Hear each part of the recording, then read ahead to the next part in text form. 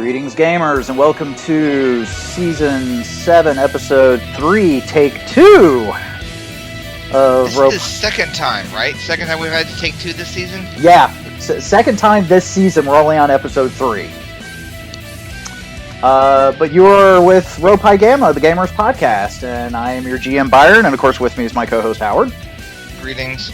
And yes, the technical issue, I will fully admit that is one of the reasons why, up until recently, I was actually kind of glad that Ropai was kind of on a shoestring, because there wasn't, when you got more complicated of a thing, you tend to have more issues with it. And of course, we're trying to do a lot with this season, and so of course the tech issues have been ridiculous so far. Like he said, we're on episode 3, and this is the second episode that we've had to re-record because of various tech issues. Thankfully, it's not been the same tech issue twice, but yeah, it's still been an issue. So of course now we have to try to remember what all we covered last week to try to cover this week. First and foremost, I still do want to say this, but obviously I don't want to go as long as we did last time, unfortunately, because we're on a bit of a time crunch this time. But in the last episode, I brought up Pokemon Go, which I now realize I probably should have brought up to you before actually recording, because you threw me a bit of a curveball in your response. Not saying it was bad, but it was not what I was expecting. And I kind of shut down a bit because of it. Because, like, you went through your 3 reasons as to why you aren't playing the game. And afterwards, I was just like, okay, well, we need to wrap this up. So, da-da-da. And I felt like I kind of, I felt like I needed to apologize. So, I'm sorry for doing that. No worries. So, and of course, like, after we were recording, I really wish I had kept recording, because after we were done recording, you and I went to go on to, discuss it further, and it basically boiled down to you have no qualms, yay or nay, about the game, just so long as people understand what they're getting into, and so long that they're safe about it, because as much good as there is with the game, there has been some bad that is cropping up, as with anything. But you did bring up some good security points that even I hadn't fully thought of. So again, I do kind of apologize for kind of short stopping you there like that, because again, I should have brought it up beforehand that I was going to do it so that we could discuss it beforehand. I'll try to keep that in mind for next time. And, but, I do kind of apologize for that, but, it's all good, and like I had said before, overall, I'm a fan of the game. I like to see the good, because I've seen a lot of good, both with myself personally, as well as second and third hand. A lot of my friends, it's been a lot of good for them too.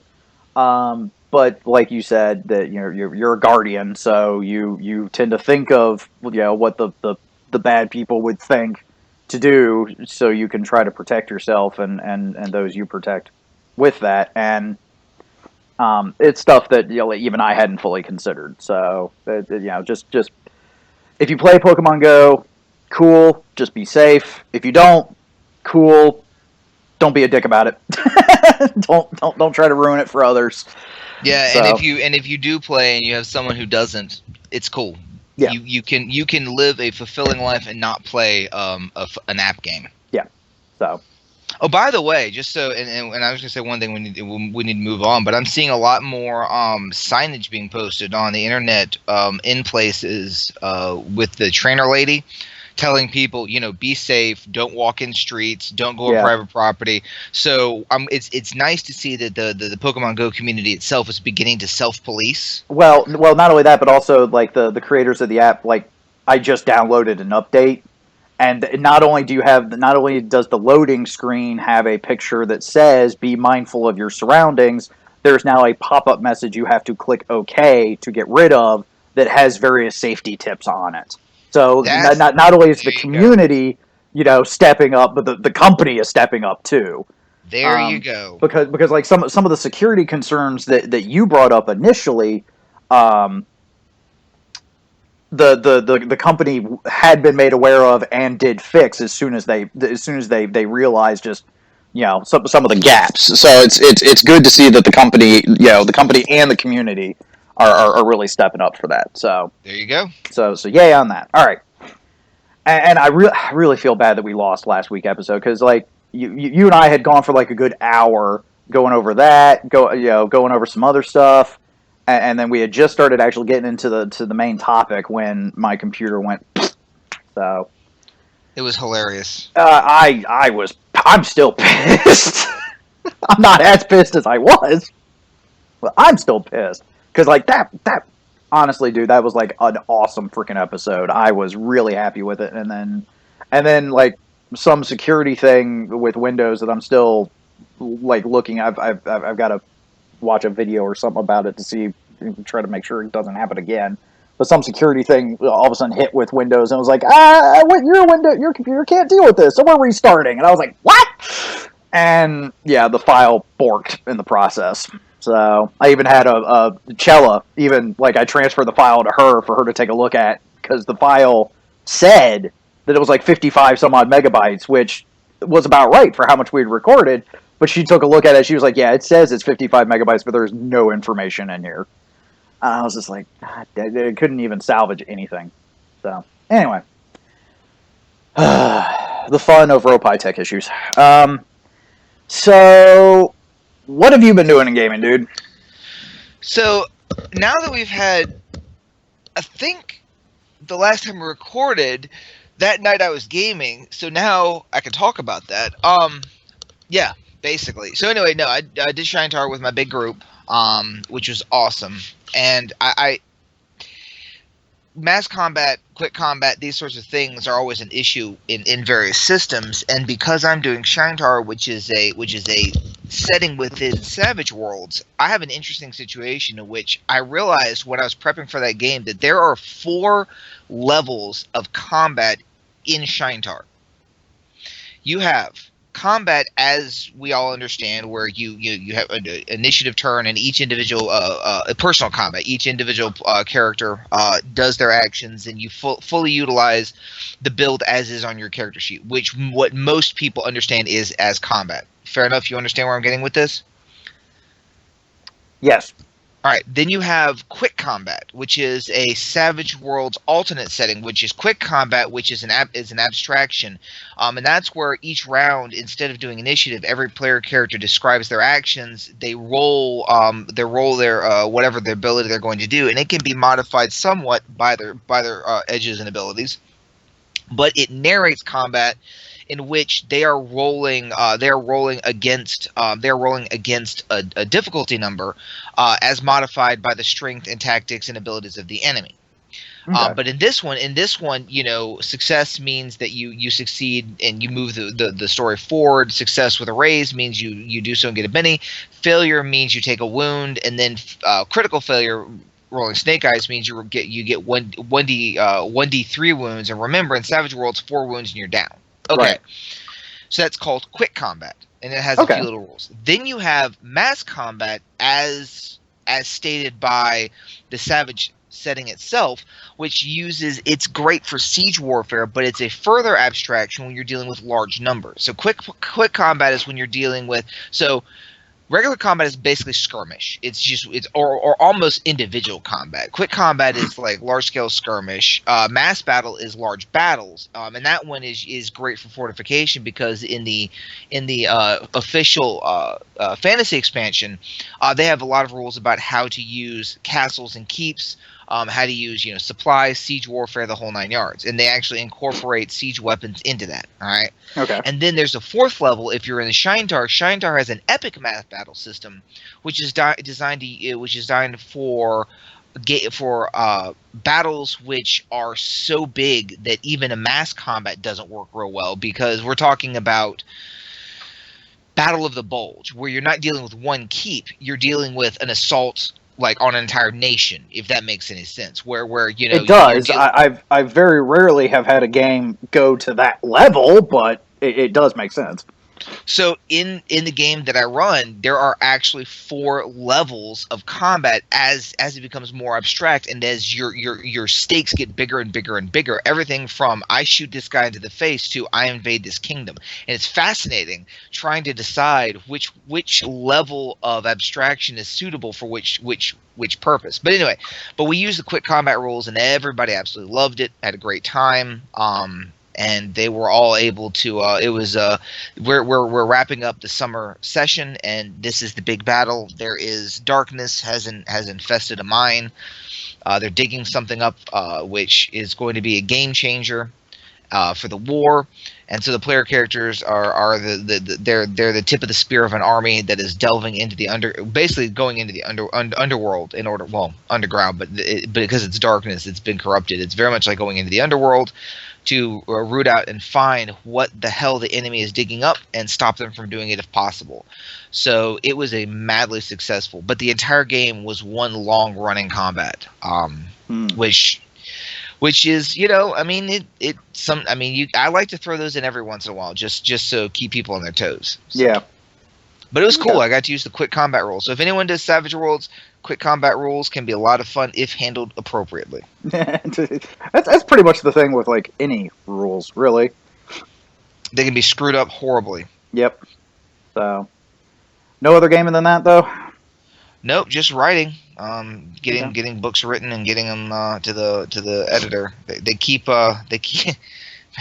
The writing industry is a bizarre field. I enjoy what I'm doing, but it's always interesting. But most of my what you're doing in gaming is writing stats and books for gaming, which I'm not complaining. I'm having a blast. Yeah, I'd say you better not. But you're also getting ready for a trip, if I remember right. I'm going to Gen Con. I'm leaving tomorrow. As a matter of fact, as soon as this podcast gets off, I'm going to go and start beginning to actually put stuff in a bag. And tomorrow, I begin the drive. Well, good luck with that. Thank you. I'm looking forward to it. So there's actually a part of me that kind of wishes I was going. I was going up there with you as well. But there's another part of me that's like, yeah, I've got enough to do down here. Yeah. So. Like editing this freaking podcast. So, but, all right. So as for me, I know I brought up, I don't remember if it was last week with the failed recording or the week before, but I had brought up that I was having, some slight problems with, one of my players in my Friday night game, and the fact of just trying to get him interested and involved because he was getting kind of bored with the game, but he wasn't really giving me a whole lot either. That has pretty much been resolved. It took me 3 sessions because the plot point I wanted to bring in to help accelerate things and to bring them back into the main plot of the game. And to make things interesting for his character specifically. Unfortunately, I had to take care of some RP situations with the other characters, and we didn't get a lot of time. So, like, I was inching closer, and I was like, okay, I'm going to do it this session. And, stuff happened. We started late. We had to end early. Various stuff that happens, especially on an online game. So, and then finally, the players were getting tired, so I was just like, all right, we'll stop here.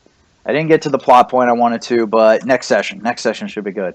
And then I get to the next session, and we get a little further, and they're having fun. But, I'm trying to take care of stuff, because we're one of the characters is the prince of one of the kingdoms, and they're in the capital city of his kingdom. So, like, he is coming home. And meeting with his parents, the king and queen, and, kind of introducing the rest of the group to him as well. And they're dealing with business. I mean, that is plot related, but it's really focused on them. And I'm just trying to get through it to get to this plot point, this hook I could drop to get this other, the one player that was, having some problems. And then that second session, I got a little closer, and I was like, okay, I'm about to do it. And that's when he was like, okay, I'm getting tired. Can we stop for the night? I was like, fuck. So I was like, all right, next section, god damn it. But that happened on Friday. I started that session with the plot point, and it worked better. I actually worked a little better than I was expecting. Um, so we're finally kicking things off. I got him, his character got to do some cool stuff and kind of got the spotlight again, and basically he got word that his home country is being invaded, and they're calling for him to come home to help. So it's all going to be about him for the next few sessions, really. And I'm because with that game I'm technically kind of running two campaigns at once, because I started with the campaign that they wanted me to in my world, Draco Tyrannida. And as I started that game, my world was like, when I came to the full realization is just how big this campaign could get. My world was like, they're going to need help. So it dropped a major hook for another campaign, and it's looking like they might have to complete the other campaign to be able to then have the capacity to complete the first campaign.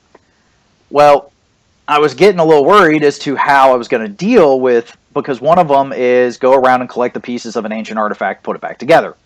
The main campaign was there is this fungal corruption that is seeping into the this world's plane of existence and corrupting sections of it. In some cases, they can run parallel because the pieces of the artifact are in similar locations as to where the corruption is. But not right at the moment. So I was actually able to split off some NPCs to deal with collecting the pieces while they go to deal with the corruption. So yay. So Friday was a big overall success for me.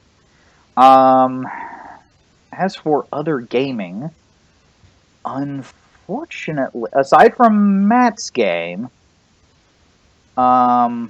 unfortunately, I haven't really been doing much else, because unfortunately a lot of my other games have gotten canceled in the past week or two, for various. Unfortunately, there's one that like Miri's running that's I think is going to suffer from schedule death if something happens and we can't run this next Saturday.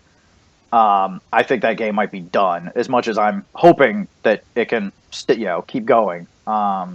It's because we haven't played in almost like 2 months now because of various issues. Like we were like, okay, we're gonna do it this week, and then something happens, like sometimes last minute, or like people don't show up, and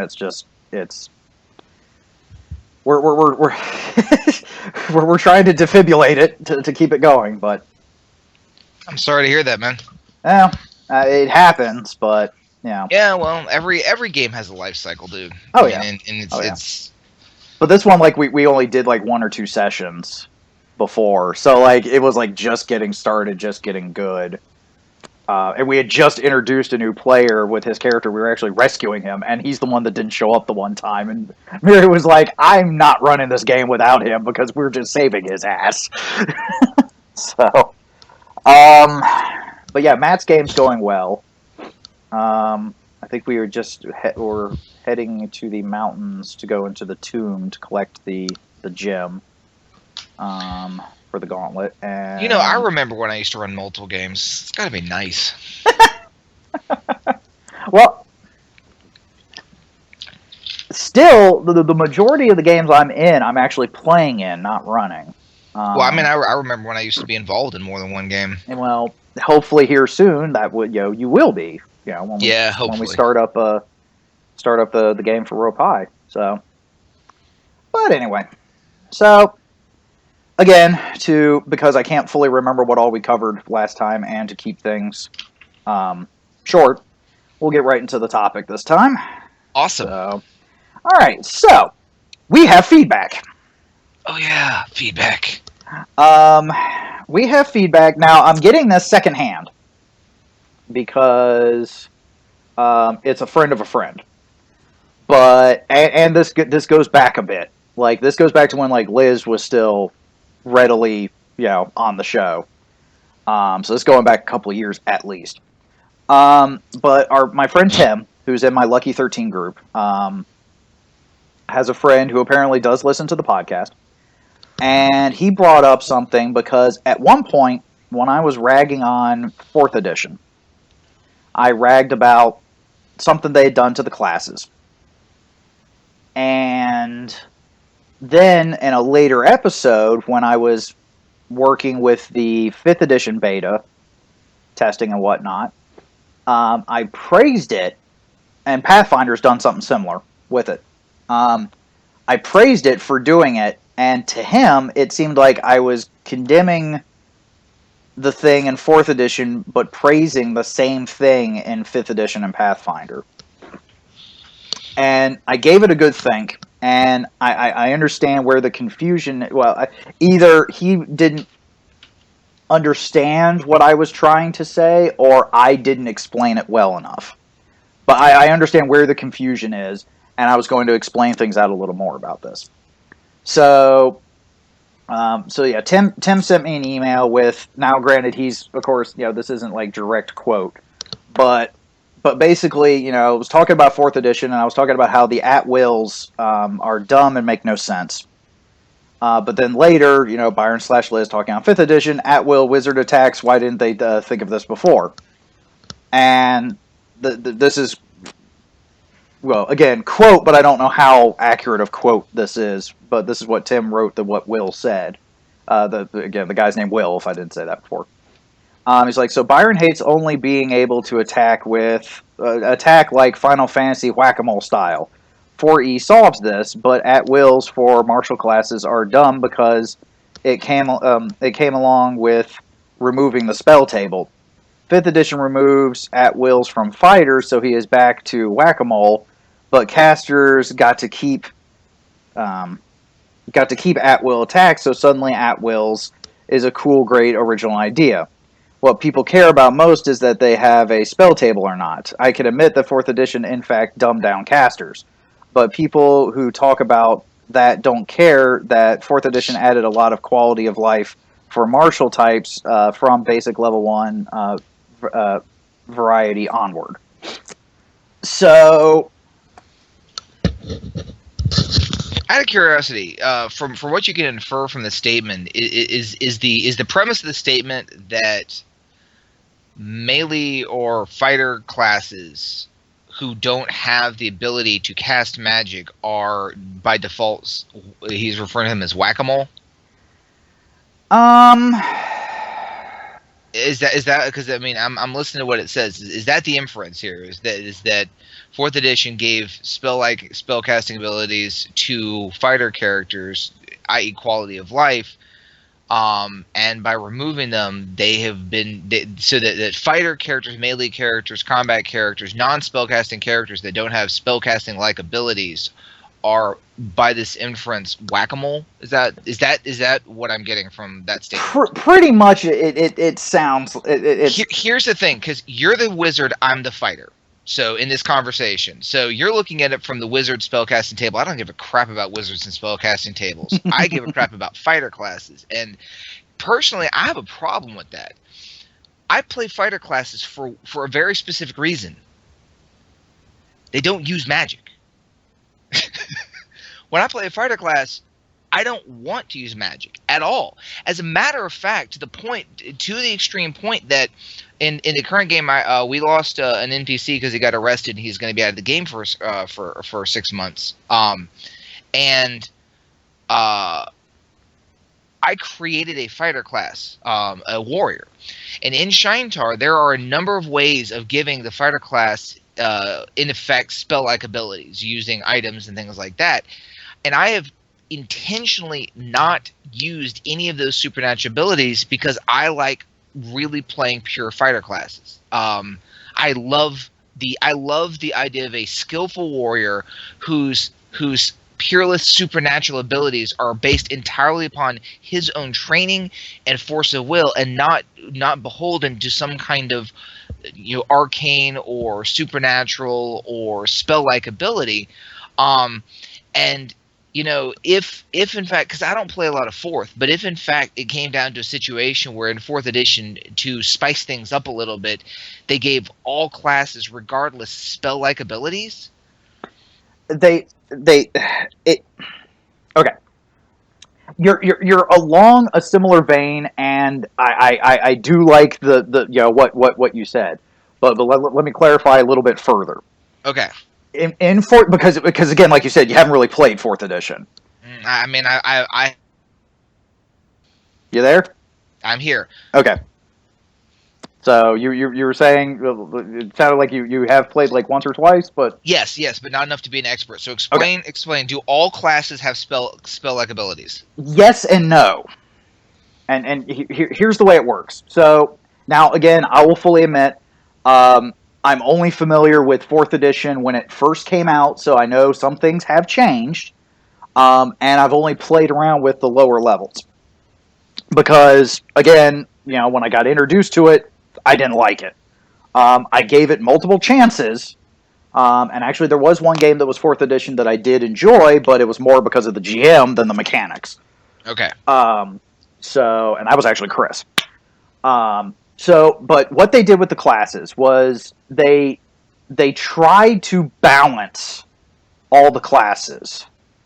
And a lot of people complain that the magic users are broken. I will admit, at the higher levels, the magic users can get broken. The trade-off is at the lower levels, the magic users tend to be very squishy. You have to pretty much survive to be able to get to that badassery. Yeah. So they tried to balance everything out, and they did it in such a way that I did not like. What they did is each class gets at-will powers, encounter powers, and daily powers. Now, I say powers loosely because mechanics-wise, they're all the same. Flavor-wise or per class, they do call them other things. So, like for fighters, it was like techniques, like fighting styles or techniques kind of thing. So it wasn't actually arcane. It was like special maneuvers that the fighter could do, but it wasn't actually supernatural or arcane. So that's what I wanted to kind of clarify with what you were saying is that it wasn't necessarily. I mean, mechanics wise, it was, and I'll explain how in a second. But in the terms of like flavor and whatnot, it was because like it was like at will powers were like you dealt if you hit the target you dealt damage, but also could like move the target a square or block help increase the AC of someone of an ally adjacent to you because the fighters were more tanks. I mean, each class kind of had its own, it had its role, whereas the fighters were tanks, the rogues were like strikers, the wizards were more controllers, and then the clerics were kind of controller healer types. Okay. Type of thing. So that was the at wills, and of course the at wills meant, and usually most most characters started. I think it was like 3 or 4. It was like anywhere between 2 to 4 at will powers at like first level. So it gave you some options, and it. Some of the people that did like fourth edition, one tactic they told me about that I tried to incorporate the next time I played it in Chris's game was it pretty much got to the point to where you never wanted to do just a regular old attack. You pretty much always wanted to try to use one of your at-will powers if you could, because most of them, like, you were still hitting with your weapon, you were still doing damage, but it was also you did something else. I remember when they introduced the Ranger, it was, like some of the at-will powers was like they could double shot, they could shoot like 2 arrows at once, or, shoot and then shoot in such a way that it moved the whoever they hit or something like that. So rather than wait. So let me clarify, because Okay. remember, I'm talking. I mean, most gamers out there who listen to this podcast probably have heard of Fourth Edition. Some of them played it, but some might be in my situation where they've never played it, but they've watched it being played. They've read the books, but they're not experts. Okay. So they created these at will abilities. We'll call them abilities. Let's get away from the arcane. They created at will abilities.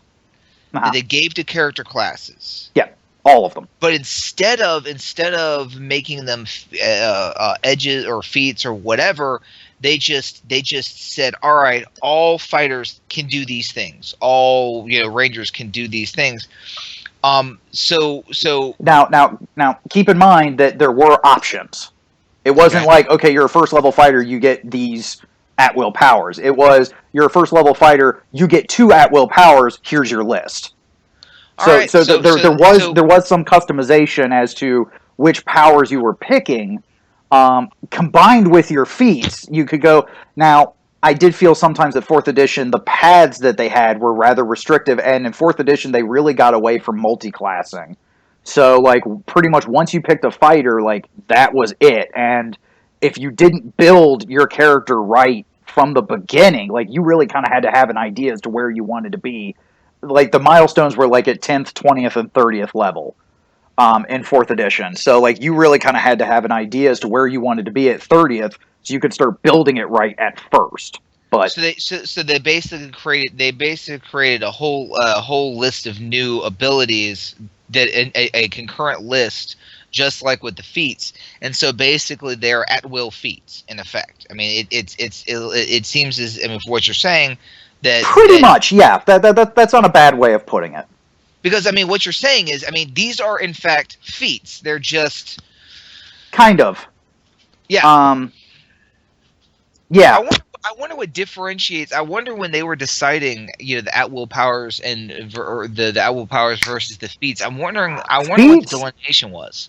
Feats either bolstered abilities or skills, bolstered the numbers of times you could do things. I think I know that's sometimes the case in like 3rd edition and Pathfinder. I don't remember if 4th edition did that too. Or feats did stuff that was, think of it as like an ambient ability, something that was always on. Right. Whereas your at-will stuff, especially the at-wills, but you have to trigger. Yeah, you had to trigger them. You actually had to, like, because again, like, if you attacked and missed, especially with an at-will, it did nothing. Yeah. Now, granted, as you got into the rarer powers, aka the encounter powers, and then the daily powers, that was actually like a pet peeve I had at first, but then someone explained to me, because apparently we weren't catching the wording right. Some of the daily powers, because a lot of the powers dealt with, you had to succeed at an attack roll of some shape, way, or fashion. And of course, I was like, well, this is a daily power. If I attack and miss, if I'm reading this right, I'm wasting it. I attack and miss, and that's it. They explained to me that, especially with most of the daily powers, if you missed, it didn't burn the ability, and you could try it again. You keep trying till it triggers. Yeah, but apparently that wasn't all of them either. Well, it's weird because listening to you talk, I mean, so it's interesting. I mean, they created a new table of it's kind of like, because for example, whenever I played especially Saga Edition and D20 and Saga Edition Star Wars, almost always the biggest complaint with the characters, sorry, the players, and it's an issue with a lot of D20 based games, is that ultimately the core book's spread of feats is almost always a little light, in the sense that I almost always gave. Oh God! Gave what? No, go on. But this is one of my pet peeves with 4th edition. So. Well, anyway, so what ended up happening is I ended up giving my characters or my players, extra feats in a case to help them customize their character, and it might have been from a more restrictive list. What it looks like with 4th edition, from as you're describing it, because I mean, I had seen the at will powers and stuff like that, and so right now I'm trying, because I mean I knew about this stuff, but I'm trying to really clarify, because I want to get down to the meat of the complaint that he has. I want to Yeah, make sure that everyone listening has a full understanding of what we're talking about before we discuss it. yeah, So it seems like they're like, well, to balance it out, we're going to give the all the classes, in particular the martial classes, more options in combat. Which the way we did it before Fourth Edition came out with was I just gave people more feats in right. effect. I mean, that's what they're doing now. It's a different kind. So instead of just saying, all right, we're going to give everyone more feats or give the fighters more feats, what they said is we're going to create a special classification of abilities which are like feats, but a one-time or multiple use things. Like if you're playing an archer, being able to shoot 2 arrows is cool. Yeah. Okay, what was your thing about your complaint about fourth? Okay. The whole thing about you saying it's like the core book tended to have a rather light or limited list. Yeah. Fourth edition was notorious for that. Fourth edition is where, in my opinion, the real money grubbing of Hasbro and Wizards really came out, because what they did was you had, say, you had the core book and you had a few classes and a few races, and then you had a few feats and a few powers. And then they would come out with, the supplement books that focused more on certain classes. Like, they came out with like a martial book that had like the fighter and stuff for the fighter and stuff for the paladin, and then like would introduce the ranger. And then you had more powers and more feats and more options for those classes. And they would do that for a couple other classes, and then they came out with like another player's handbook and another DMG, Yeah. and then more supplement books. And to in all honesty, to be able to play the to play the game and to have all the options available to you for a class, you had to own pretty much all of the books, and they Yeah. kept Well. cranking them out.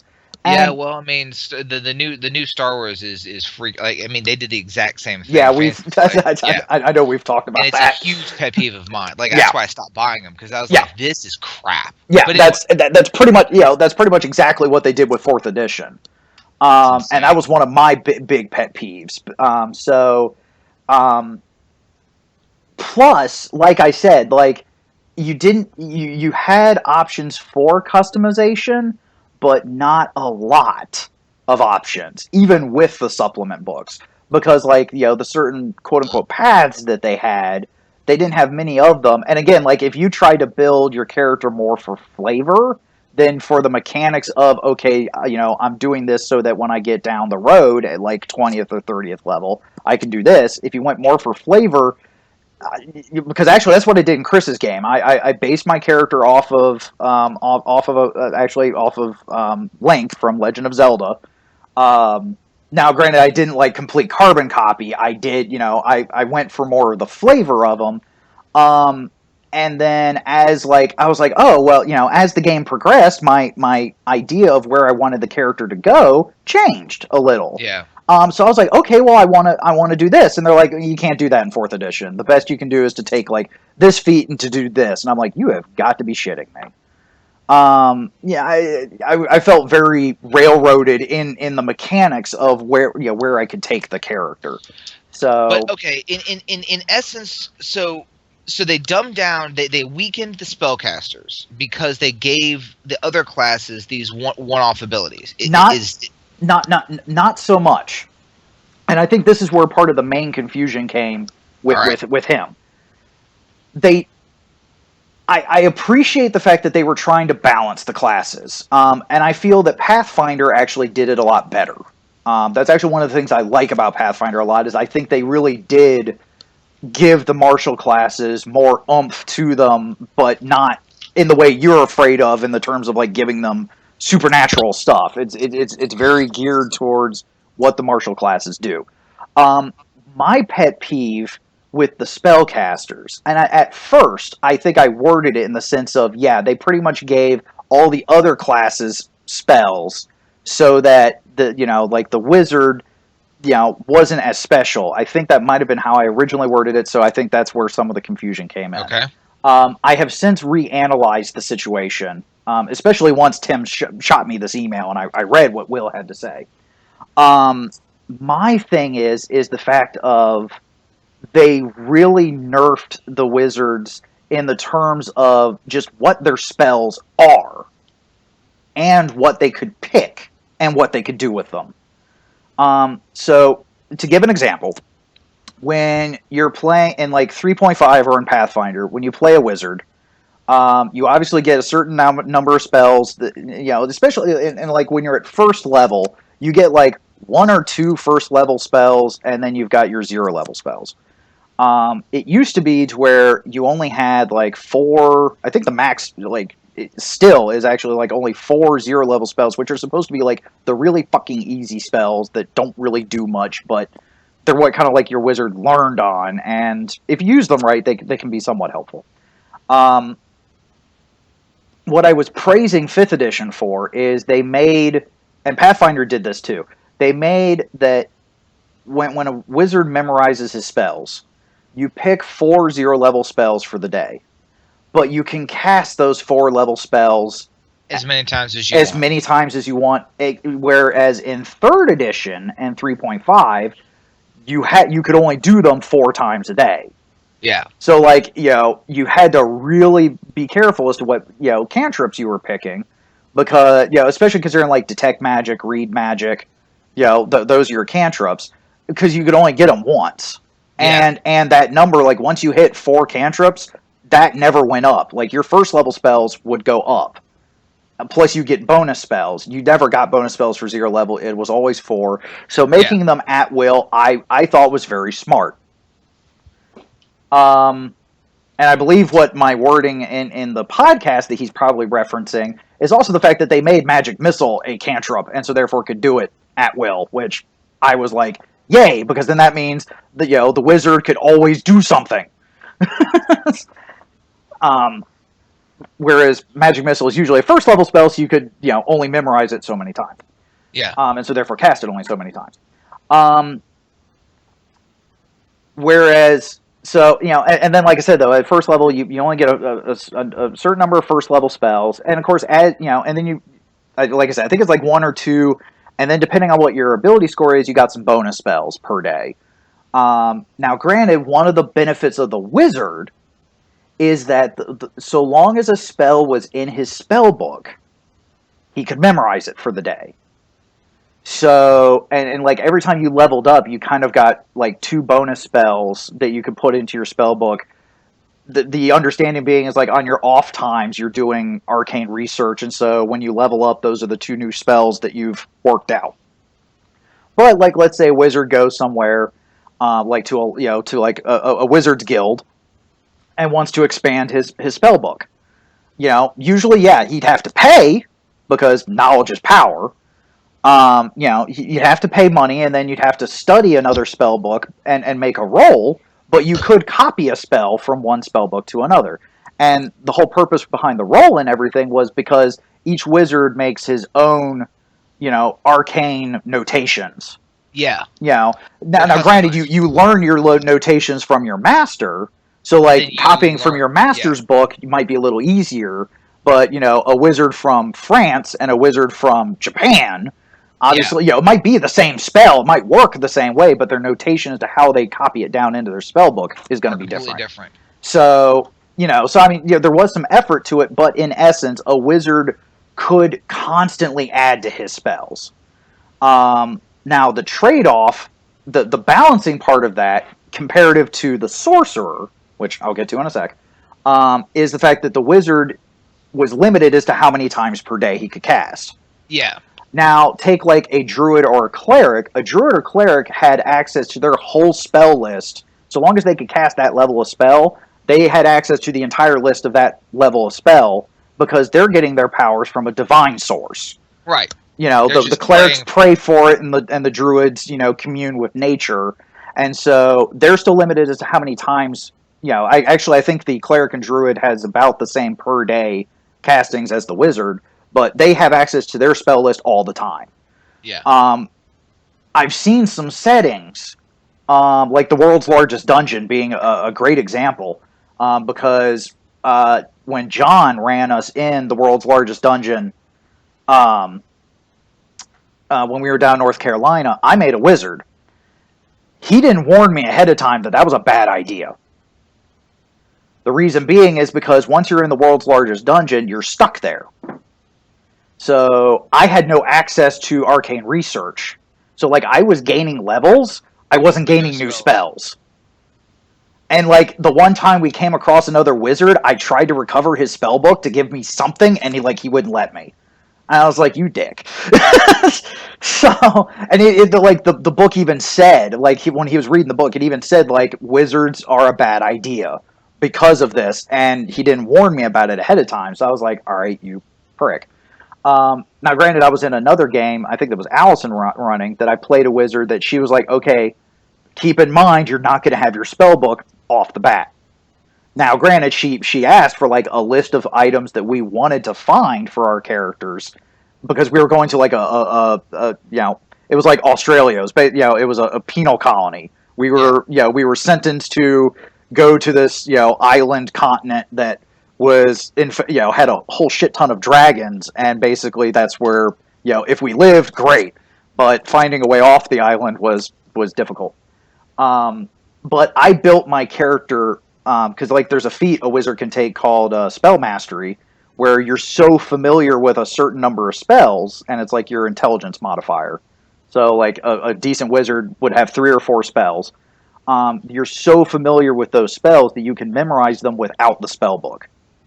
So I specifically took that feat, knowing that, because she told me, being a wizard, you're not going to have, basically when you get off the boat, they give you they take off your shackles, they give you a dagger, and they send you on your way. You have nothing else with you. So I prepped my character ahead of time, to be somewhat useful, and then she gave me a spell book pretty quickly. So, and I realize that's getting on a bit of a tangent, but yeah, no, so his complaint was that you had been knocking the abilities, the one-off abilities, the at-will powers for 4th edition, but I was praising the at-will cantrips from 5th edition and Pathfinder. And in a way I was, but not the way that he thought. The way I was complaining was the fact that they gave, similar abilities to the rest of the classes, which, again, kind of took some of the shine from the wizards. But also the fact of those 4 powers, that's all, for, those 2 to 4 at-will powers, that's all I had. Same as all the rest of the classes. So I'm playing a wizard that's very restricted on what he can do. And like I said, I think at a first level you gain like 1 or 2 encounter powers. Now those are ones that you could, obviously, basically you can only use them once a fight. Because like after a fight you can take like a breather, which was like you basically take like 5 minutes and you regain some hit points, you regain your encounter powers, and some other recuperative stuff happens so that you can continue on. It was basically kind of like taking a break without having to stop for the whole day and camp for the night. That was in sagas. That was the same thing with force powers in sagas. Because in force powers in sagas, you had basically the way force powers worked is that you had a limited number of force powers that you could use, like spell slots, and when it was done, you couldn't use force powers, which is one of the things that playing a Jedi in saga sucked, is because like if you had like 5 force powers, because in the movies and in the books and whatever, you can sling force powers till you get too tired. But in sagas, you had a limited number of force powers, and when that was done, you no longer had access to the force. Basically, I mean that's I remember there were some like feats and stuff you can do with like skill checks, but yeah, some of your obviously the more powerful stuff, you popped them and then that was it. And yeah, so now, when it came to the daily powers, here's the one thing that made the wizard anywhere like how it was beforehand or afterwards in 4th edition, was that whereas everyone else, all the other classes, had 1 daily power and that was it, the wizard did have 2, but they could only pick 1 a day. So basically what they pumped it as was that was the wizard. They called the encounter and at will powers their spells, but the daily power was you could pick which spell you memorized for the day, and that was your daily power. But of course, again, from the core book, because I stopped playing fourth edition before the other shit started coming out, or or in Chris's game, like I had to get their help because obviously I didn't have access to a lot of the stuff. Yeah.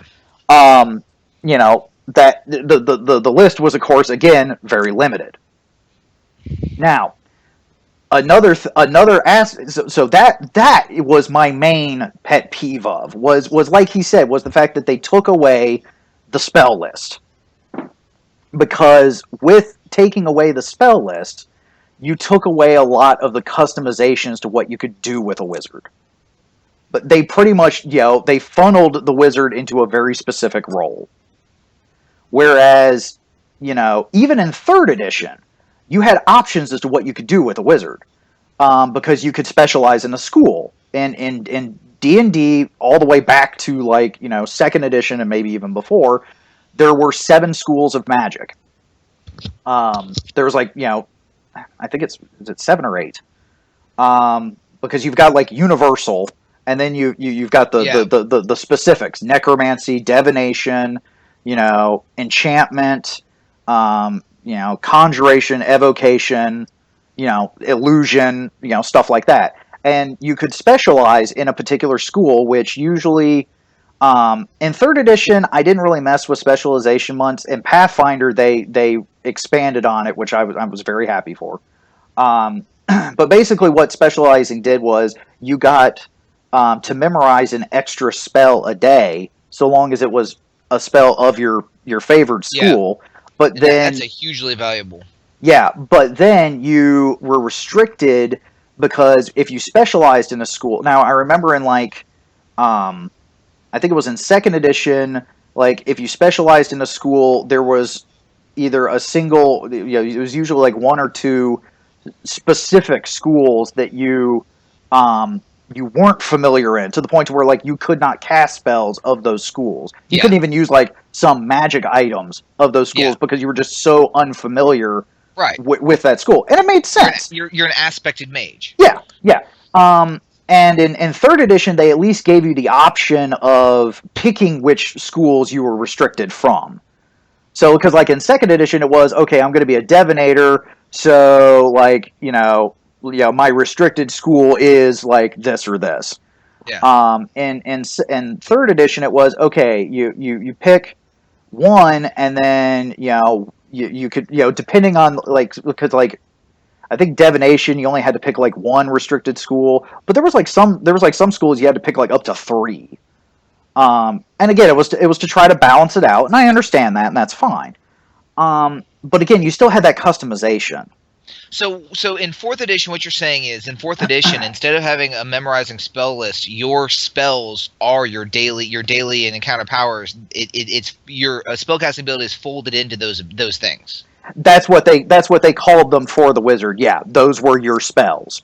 So instead of memorizing spells, instead of getting you have spells per day that you memorize, that the spell table that with bonus spells that has been there since is almost the beginning. Yeah. Instead, your spellcasting ability is tied to these daily powers. Yeah. So the sword slinger over here has his feats, which are enhancing his powers, his abilities. He also has his techniques. Yes, his styles. No, I'm talking about he has his feats, which give him all kinds of static boost abilities. Yep. Yes, I'm assuming the mage has them, but the mage's ability is the ability to cast spells. Yeah, and that's the thing. Even in third edition, fighters got more feats than anyone else. Right. Because that was kind of the fighter's thing, was the fighting techniques. And the spellcaster got more and more spells, which allowed them to be more and more useful. But in 4th edition, so the fighter still gets all of his feats. In addition, he gets one-off abilities, encounter abilities, and daily abilities. Mm-hmm. Whereas the mage loses their chart, which gives them, which allows them to cast upwards of 6 or 7 spells in a day. they don't have, they can't go out and buy, the long sword of Fireball. And they lose their ability to cast multiple spells a day, and their abilities are funneled through the same abilities, the same once per day, whatever abilities that the fighter classes have, without all of the other things the fighter classes get. The feats much. that automatically enhance their abilities, the equipment that automatically enhances their abilities. Well, like I remember that the wizard, like, you got to pick what your focus item was in fourth edition. So like if you picked a wand, you got bonuses when you were casting a certain type of spell. It was like a wand, a crystal ball, or I think a staff. Or like, your book, or again, it was a little funky. I remember the wand and the crystal ball specifically. So like the wands, like when you casted your spells or used your abilities that dealt with like um, what is usually seen as like spell slinging, like actually throwing spells at things, like magic missile, stuff like that. The wand gave you like a bonus to that, whereas the crystal ball dealt more with like different other types of spells. But yeah, you pretty much you're nailing it. But they did make it so that, as I understand it, they did make it the one-off abilities, the whatever your special abilities are, the at-will abilities, you could use them at will, which meant the spellcaster could could still do something every round. Yes. So they gave them the ability. So whatever their spell was, and I'm assuming Fireball probably wasn't their at-will ability. No. I remember one of the daily powers that the wizard could pick at first level was like Flaming Sphere, which is one of those where like you summon up a ball of fire, and then it rolls around, and you can use part of your action in the round to control where it goes, and it burns things. So, and now granted, again, that's one of those is like, yeah, you could do it, and then it can be useful. Because like I don't even think you had to like hit. Basically, you just moved it, and so long as it someone started their turn or it ended its turn on or near someone, it dealt some damage. So basically, what they did with as I understand it, as you're explaining it, instead of having memorized spells and spells per day, they funneled it through the same ability that everyone else has. So they're at will. So a mage, whatever their at will powers are, they can cast it as many times a day. So basically, you never run out of spell slots. Of the minor stuff, yes. Of the minor stuff, yes. But you also are massively restricted in your more powerful spells. So, for example, in previous editions and in Pathfinder, when I get high enough level, I can memorize, let's say, Fireball 7 times a day, or whatever the spell is, and I can blow the crap out of you, 7 times a day with a Fireball. But once that runs out, I'm done. Whereas in 4th edition, you're very restricted in what your abilities are. You probably are only going to get Fireball once a day. Well, I never got far enough, because eventually you do gain multiple daily powers, as you raise in level. And I never got far enough to know that, with the wizard, because he could pick which daily powers he had, I didn't know. I don't know if once I got high enough, if I could pick, once I got Fireball, if I could pick that as my daily power multiple times. Because again, I never got that far. The games never survived, or I just never played that high enough level as a wizard to begin with. So there is that possibility, but you are correct in the sense of, even if I was able to do that, I would not be able to do it nearly as many times in 4th edition as I would be in others in the other editions. And you also don't have access to nearly the customizational abilities. So exactly. In 4th edition, wizards sacrifice the spell book and their spells per day, which sacrifices their ability to take feats and increase attributes, which increase the number of spells per day that they can cast. Whereas with 4th edition, you're locked into, like, you have the number of at-will powers, you have your counter powers, and your daily power.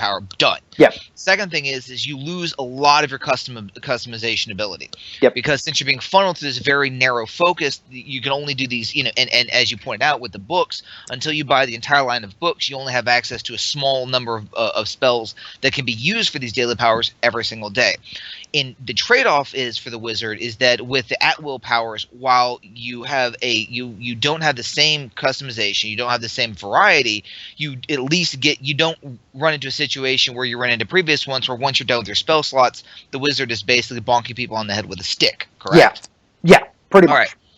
But to balance this, so they can use lower levels more often with less customization, but they can't take all the meta magic feats and things like that to boost themselves, and their equipment isn't effectively. I mean, it gives them minor bonuses. So there's a huge trade-off. Whereas the fighter classes, in effect, lose nothing. Because they still have access to all their feats. They still can go everything from a knife all the way up to the bastard sword of demon slaying to enhance their abilities, and they get special abilities once per day, which are not arcane powers. They're special abilities, but mechanics wise they are the same. They do the same thing that the wizard can do with all of the other cool stuff they get, where the wizard doesn't get anything extra cool except the ability to use lower level spells, like basically do what cantrips did. Yeah. In other systems, in like Pathfinder, where the cantrips where they can use it as many times a day. So Pathfinder gave that ability to the wizards without nerfing them horribly, what 4th edition did. But basically, the analogy I came up with that I think explains this overall situation very well was 4th edition balanced the classes by bringing everything down to the common denominator. They took the overpowered stuff and brought everything down to the baseline, which most people view was the fighter. They brought everything down to the fighter and then balanced. Whereas Pathfinder, and one of the things that I love Pathfinder about so much, is that they took the common denominators and raised them up some. Yeah. So that's the difference, and that was why I was wanting to bitch slap 4th edition and praise 5th edition. Now, 5th edition, I'm not as familiar with 5th edition since it's come out. Again, I was only in part of the beta, and I know they've changed things since. What I have heard of 5th edition, it's still not as customizable, and it really actually does boil down to the customization. I realize now that really is one of my main pet peeves of it. And let me preface by saying that you have always been a customization monkey. Like that's like honestly, like you get to the point sometimes where you want to do things uniquely when a stick will do. Yeah. I'll admit that. I'll fully admit that. Because but in 5th edition there is still more customization than there was in 4th edition. I don't think it's gotten to the point of Pathfinder, but part of that is because 5th edition is still relatively new. Yeah. Pathfinder's been out for a while, and you've got so many third parties now producing, and even Paizo is still coming out with new base classes, that they're introducing. And one of the things that I think was great of what Paizo initialized with Pathfinder was the archetype. So because even in 3rd edition, even with the customization, there were some classes that pretty much were like, okay, I'm the cleric, I'm the healer. Yeah, I've got other spells I can do, and I love the fact that they did the spontaneous casting, so therefore the cleric could actually memorize stuff other than just healing. Because it's in 2nd edition, it pretty much like if you were a cleric and didn't memorize, Cure Light Wounds, what the fuck were you doing? It's like, well, I have these other spells. It's like, yes, but you're the healer. That's what you're supposed to do. And in 3rd edition, they introduced spontaneous casting to where the cleric could memorize other spells, but then turn one of those spells into a cure spell as he cast it. So, he could actually possibly do other stuff, and I thought that was great. I completely forgot where I was going with that. No. So let me sort of bring it back around. All right. So the archetype. That's what I was going on. But anyway. Customization. Yeah. So we have the complaint that the crux of the complaint is that the idea is that you were complaining about 4th edition exactly what you were praising in later editions, in the sense of the cantrips being at will. So the comparison is that, well, you're complaining about fourth edition, the at will powers, and then you turn around and praise Pathfinder for giving cantrips being at will. What's the deal? And your premise is, well, what they did in fourth edition is, they made these things at will by eliminating all of the other customizable and all the other cool stuff that the mages get. Whereas in Pathfinder, they still have the spell table, they still have spells per day, they still have meta magic feats, they still have mass customization, they still have archetypes, all the stuff, and they gave them a little boost by giving them cantrips or the 0 level spells by giving them at will what they did. So they didn't completely nerf them to give them this one special thing. They kept them awesome, gave them this one special thing, and then raised up and gave the other classes, exactly, stuff like that, a lot of other abilities to bring them, in theory, at higher levels to be closer to the mage classes. Yeah. That is actually exactly it. Because if you look at third edition and look at Pathfinder, yes, look at Pathfinder. Well, I was to say, if you look at third edition and then look at Pathfinder, the wizard class changed very little. Yes. The fighter class changed a lot. They actually added a bunch of shit to the fighter class, which, again, I was very happy for. Yeah. The only thing that really changed for the wizard, in all honesty, the only thing that really changed was, cantrips were at will, and they changed how specializing doing the magic schools worked. It basically has boiled down to, in Pathfinder, when you pick a specialized school, you are still restricted to two other schools. You can still cast spells from those schools, but they cost more slots. Yeah. So whereas, let's say you're a divinator, you can cast scrying and you get a bonus. You still get the bonus spell per, one bonus spell per spell level. So, scrying can be your bonus spell because it's a divination spell. You could still, if your restricted school is necromancy, you could still cast Raise Dead, but it costs you 2 spell slots because you're not as familiar with it. They also then gave the schools, as you raise in levels, you gain access to some other special abilities that specifically deal with your school. Case in point, and this is actually... Anyway, I'll just say it. So if you pick an evocationist, now mind you, evocation spells is like magic missile, fireball. Evocationists tend to be your boom wizards. Your big splody, deal a lot of damage wizards. If you were to pick an evocationist in Pathfinder, one of the special abilities you get pretty much right off the bat is, I think it's 3 plus your intelligence modifier times a day. So it's still limited, but first level wizard could do this maybe 6 or 7 times a day if they got good stats. They could shoot a bolt of energy, and I think they can sometimes choose what type of damage it does, like if it's acid or electric. When they memorize their spells, I think they can pick what type of energy.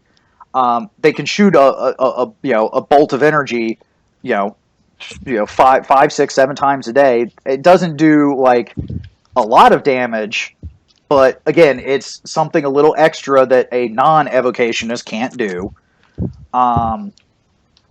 Because in third edition, even in third edition, I didn't mess around with I didn't mess around much with the school specializations unless I had a very specific character idea. I am still messing around with the school specializations in Pathfinder because they added that little extra oomph to picking a school specialization, and then they even opened up more things you could specialize in. So you could be an evocationist, or you can be a divinator, but you can also specialize in I think it's elements. So you could be just a fire wizard or an ice wizard type of thing. So again, it does boil down to the customization, but yeah, you pretty much nailed it on the head. My biggest pet peeve, now that I've analyzed it more, is 4th edition, they really restricted all the classes, but spellcasters really got nerfed comparative to what they could do in 3rd edition. Whereas in Pathfinder, they didn't change the wizards much. They took the other classes and upped them, and upped their game. Again, with not only adding stuff to what the classes just get in general, but then also with the archetypes, because um, the way the archetypes often work is abilities that you get as you raise in levels of a class, the archetype will change those abilities. So, like like with the fighter, what they did was first and foremost, the fighter still gets more feats than anyone else, because not only do you get your feats that you get for just in general for raising levels, but the fighter gets bonus feats, and they have to. Now, granted, they do have to pick specifically combat class feats, but that list is huge comparative to the others.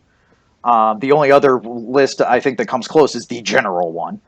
Um, they still get all the feats. They still get access to all the armor, all the shields, all the weapons, but exotic. And of course, exotic weapon proficiency is a combat feat, so you can pick it as a bonus feat. Um, they also started adding that first and foremost, like fighters get like bonuses against fear effects.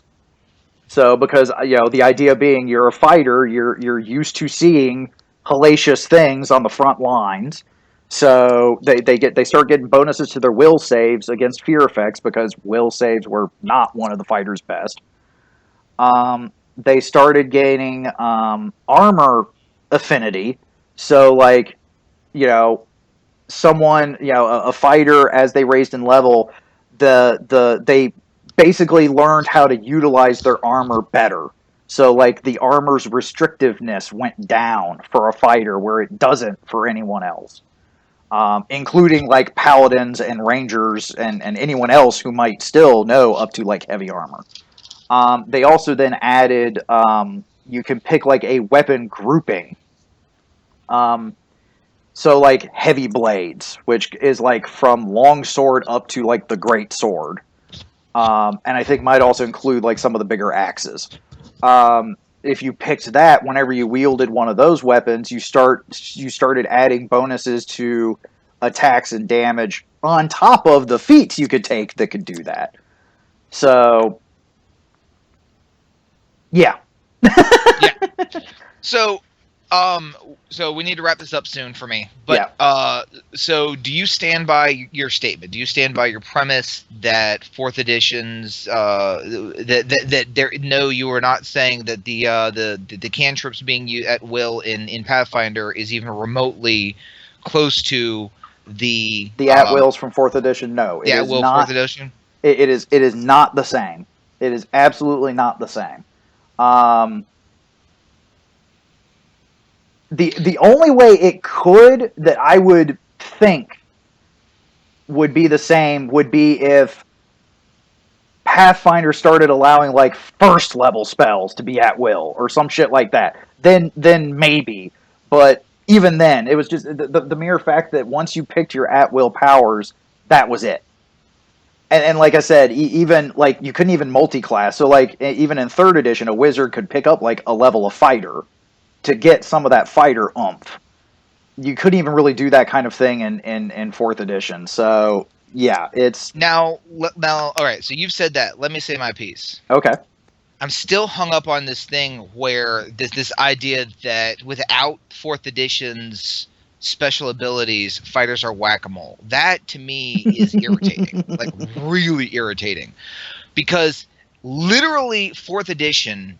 The thing about it that irritated me more than anything else from when I sort of gave up on it before you did. I didn't even delve with nearly as much as you did because the fact is that it is so combat heavy. It is so it is not a storyteller system. And every GM I've ever talked to who's a fourth edition, they said, well, you can be more narrative if you want to. It just depends on the GM. I'm like, whenever you have a system in order to do something where it says you can, assuming you have a good GM, that system isn't designed for whatever the hell you're talking about. Yeah. And when that thing you're talking about is role playing. Yeah. That's a role playing game that requires a good GM to figure out how to work the system in order to allow role playing is not necessarily my kind of role playing. Okay. Yeah, that was one of my other things about fourth edition was everyone was like, oh, the role playing, it just, a lot of people were saying that fourth edition took away the role playing aspect, and a lot of people were like, no, it didn't. You just have to do this and this. I was like, when you have a system that pretty much gears itself to combat and combat alone, that's where everyone's mentality is going to go. That's going to take away from the role playing. So Now I'm going to get the fourth edition book that is here. I'll blow the dust off, but I'm gonna research this a little more. But the idea that without the one-off abilities, that it degenerates into a whack-a-mole. You know what's interesting to me about that is that again these one-off abilities seem to be a different kind of feat. Basically, they came up with it could be covered easily under feats. The abilities could be covered under feats, or they could become, I mean, class or feature, could, class features. Class features, because that's what D&D and Pathfinder have done from time immemorial, was create class features. Yeah. So I. Again, I don't want to put myself too far out because I'd like to look at it and I'd like to see if there's something magical. I'd say we can definitely do it. We can definitely do a follow up on this. I'd like to do a follow up on this. I'd like to take a minute to look at fourth edition and to see if there's something innately magical about the one offs, which would sell me on the fact it's like, yep. Now, without these special abilities, all other systems, fighters are whack-a-moles, because without these one-off abilities in fourth edition, your fighter is a bland, lifeless, like lump of clay I don't think funneled into bashing people with a sword with no other attributes. I don't think he's going quite. At least I hope he's not quite going that far. But the essence is there, because I will admit, in third edition, the fighter probably 9 times out of 10 basically used an attack action to actually attack. There were other things you can do. There were other combat options that third edition introduced, like bull rushing, charging, trip attack. Pathfinder has them. Pathfinder made them easier to do. Yes. Because the rules for that kind of stuff in third edition was a little complicated, I'll fully admit. Okay. Pathfinder introduced the whole combat maneuver bonus and defense thing. So and I like that, and it's very abstract, which allows a fighter to do a vast array of abilities using simplified rules, and it allows the GM to narrate it. Yeah. But okay, so let's put a pin in that. I'd like to look at the fourth edition. I'd like to look at the magical qualities. I'd like to look at the qualities of a fighter. You know what? I might even I think I might have a 4th edition PDF here or there. I might even because I know Chris and Tim are really big on 4th edition. I might even do my own research as well. I might even pull Chris and Tim and be like, okay, guys, let's build me a 4th edition character, this type of character, this type of character, this type of character, at certain levels even, basically I might work with them as well. Let's do it. Let's do it. I'd be more, especially considering Tim was the one that brought this up to me, in the first place. I'd like. Look, we are if not thorough. I would like to get my I would like you to do that. So to who's the guy that had the complaint? Will. Look, first of all, thank you so much for your comment. Yes, because actually, because when Tim wrote me the email, he's like, "Don't shoot the messenger." I don't. No. I'm sorry if you. He was all kind of worried I was going to be pissed off, and I was like, "No, dude." I was like, "Dude, this is beautiful. I'm going to make a whole episode out of this," because I was like, "This is." Apparently, I was like, not only is this good feedback, but this, he does bring up a good point. I now understand where the confusion was. And I'm glad I can sit here and give feedback back to his feedback. Will, if you're listening to this, we still at present. I lean. Remember, Will, I don't give a crap about mages. So you guys, you guys could be talking about turnips for all I care. That being said, and again, I'm not a 4th edition expert. I'm willing to admit it. That's why we're about to have a follow-up. I still lean more toward with what Byron said from his explanation, from my understanding of the system. I lean more toward him. I think there was a misunderstanding. I don't think there's parity between the one-off abilities, the at-will abilities, the daily abilities, and the encounter abilities from 4th edition to what was done with Pathfinder. Again, I am familiar with Pathfinder and I absolutely love it. But that being said, and I'm a melee fighter type person. That's my preferred class. Yeah. That being said, I'm now challenging this podcast And Byron, go do your research with your people. I'll do my research. I'd like to circle back to this, maybe even next time. Maybe not make a full episode, or we might end up being a full episode. I think we might have to, depending, because I'm actually thinking about trying to get Chris and Tim on the podcast. Let's do it because I really want to discuss this, because this might, because there's a lot of people out there with a lot of hatred toward 4th edition, and if 4th edition has something that makes it, inherently superior in the way it handles anything, it is incumbent upon us to be fair. Yeah, we may not like the system, but if Will is right, this is something that I think is a public service announcement that we need to talk to the people and say, look, they nerfed this, they did this, there's not a lot of role playing, it's more of a hack and slash, but they did do this, and there's these inherent abilities which make the melee classes, if nothing else, within this superior, which would not surprise me considering that 4th edition is geared toward bashing people with a sword. Yeah. Which is one of the reasons why I still have a little problem with him referring to other systems as whack-a-mole, when in fact 4th edition is specifically whack-a-mole is designed for creative whack-a-mole. This further, I think we need some special guests. I think we actually need some props on the board, and I think we need to really delve into this. You know what? I might even want to take this even a step further than that and play it. Yes. I will talk to Chris and Tim. Yes. About actually running a 4th edition adventure, or even multiple, depending on how you and they want to do it. But so that we can actually get the first-hand experience. Let's do a podcast. Let's set up for the next time we do this podcast, because I'm going to be at Gen Con next couple weeks. It won't be the next one then, because I might still do an episode next week without you. I'm looking into that. But the next one where I'm back. Yeah. This will give us a couple weeks. We're going to put a pin in this. Will, Tim, everyone, we're putting a pin in this. Talk to them. See if one of them will run it. Let's do I would like to, instead of doing a scenario, have him do sort of an orc and pie thing.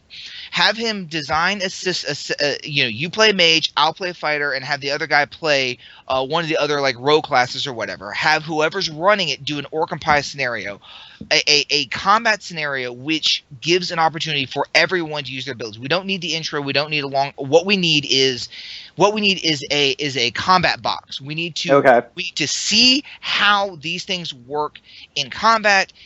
How they play off of each other and what abilities, and basically run. And I don't go as simple as orc and pie, but have us attack. And please don't do anything special. Use everything we do needs to be stock out of the first book. Period. Okay. We cannot use anything outside of the first book. the main core book that was first released. That's what we're basing this off of. Okay.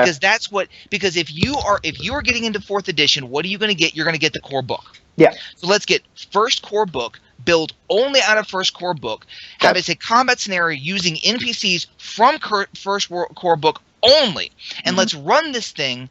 Actually, I think there were some pre-gen adventures that came out. I'll look in to see if they have any of those and see what we can do from there. And let's do that. Let's do that, and let's just sit down and introduce the system and let them run it, and you and I keep our mouths shut.